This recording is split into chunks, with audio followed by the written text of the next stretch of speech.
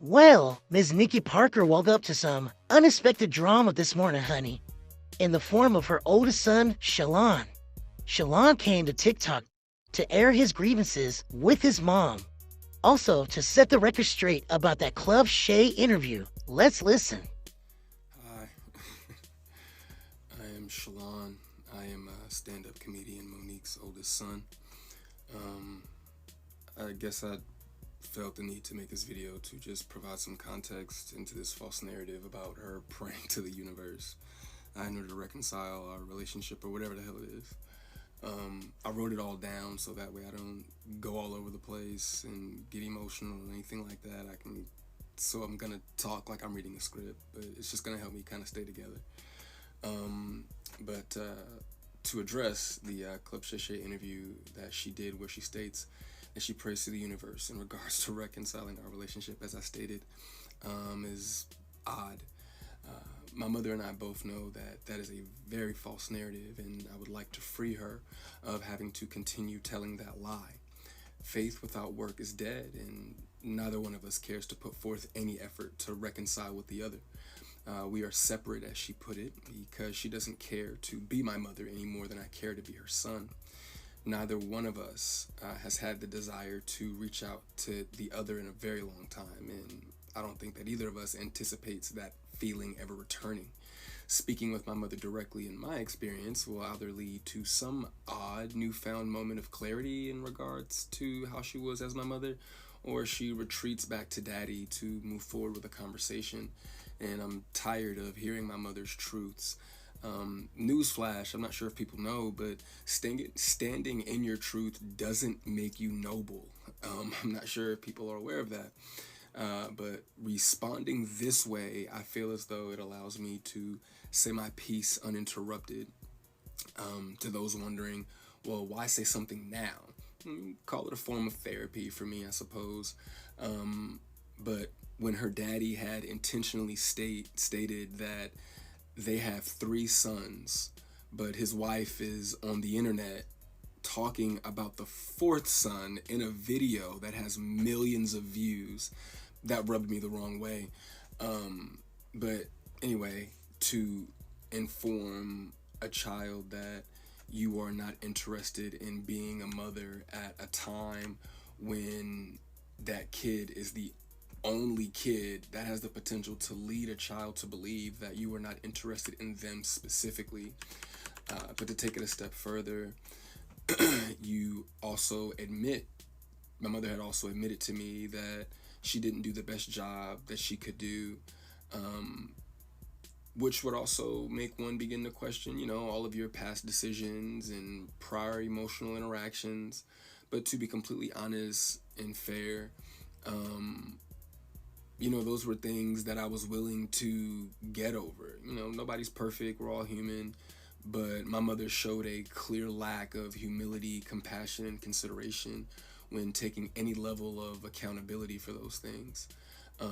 My mother does a fantastic job of acknowledging a lot of things, but she doesn't take accountability very well, and anything that she may take true accountability for, it's only at her convenience, in my experience.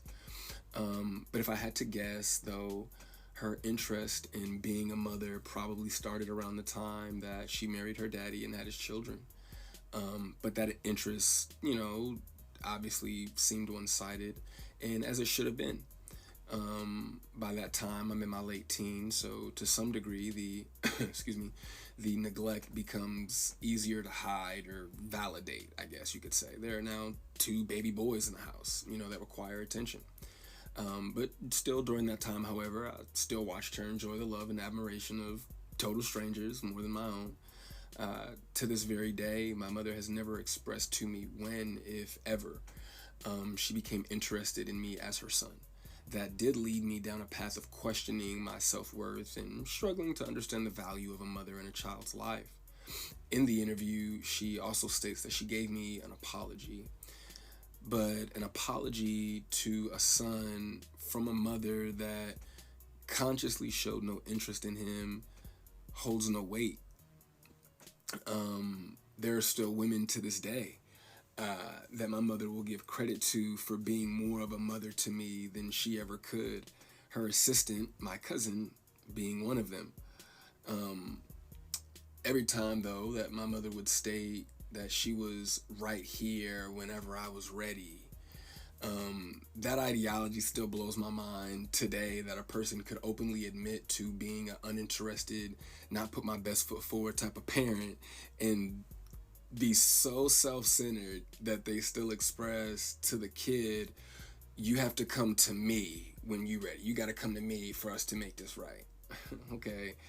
But I'm not sure what my mother could possibly think that she has shown me in the past or have for me now that's not money, goodness gracious, that would make me want to come to her, or whatever those feelings are supposed to be.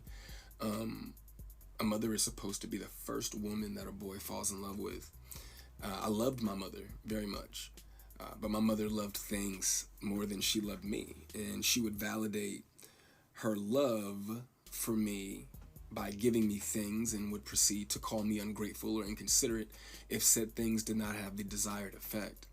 I couldn't imagine what it's like to be her, though, to ask God for what you want, and then He gives you what you need, though, only for you to ignore it and have the audacity to ask God for something else.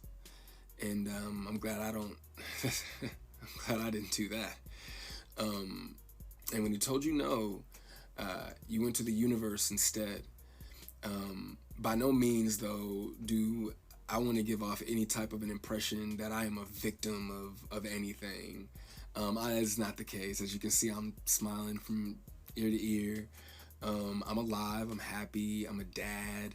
I'm healthy, I think. I drink a lot of water. I'm getting over a cold now. I still have my days just like everybody else. And, there were a few things that she did teach me along the way. I did learn how not to love from my mother. I also learned to make sure that I never lose so much of who I am that I have to validate it through another person. And though I feel as though, in hindsight, I think she did it reluctantly, I do appreciate my mother, for showing me what the top of the mountain looks like. You know what I'm saying? It did give me perspective on what hard work and dedication can get you, but I don't want something like that at the cost of giving up something that I created. I don't want it that bad. And speaking of creations, I genuinely, truly, I really did want my mother to have a relationship with my daughter. I even fought through those intrusive thoughts that were, if she wasn't interested in you, what makes you think she's going to be interested in your kid? But it took my mother no time at all to prove that those intrusive thoughts were correct. But what I can say, good for her, the universe did, bless her with three other sons. And God willing, I'm sure that all three of them are adults now. So I'm sure that one of them, God willing, if not all three of them, will make her the grandmother that she wants to be. I still look forward, to that moment for her. But overall, when it comes to the boys, though, I am happy that whenever they do hear me talk, sorry, my phone did something weird, but whenever they hear me talk, they don't know what it is. They can't relate to what it is that I'm saying. My experience with my mother is not their experience with our mother. So my prayer for her and them is that they continue to see her the way that they see her now. I do also want to make sure that I say thank you to my mother for giving me life. Without that moment in time, I wouldn't have had my little one. But outside of that moment, there isn't anything that either of us has to offer the other. In my opinion, it's a waste of God's time and the universe's time for praying for something that you were not willing to put forth any effort to obtain. Putting the work into becoming Monique is more important to my mother than being my mother. And I do not believe that it was never about her being there and waiting for me, but it was supposed to be about me being there and waiting for her. My mother's value had reached such a low point in my life that I no longer found it necessary to either want to wait for her or even go to her. But like I said, man, I'm super grateful that she has the opportunity to do it all over again. happy for her. I hope the Cat Williams tour goes well, but you know, the narrative that she prays for us to reconcile is a false narrative. It's not real, and I'd appreciate it if she stopped saying stuff like that.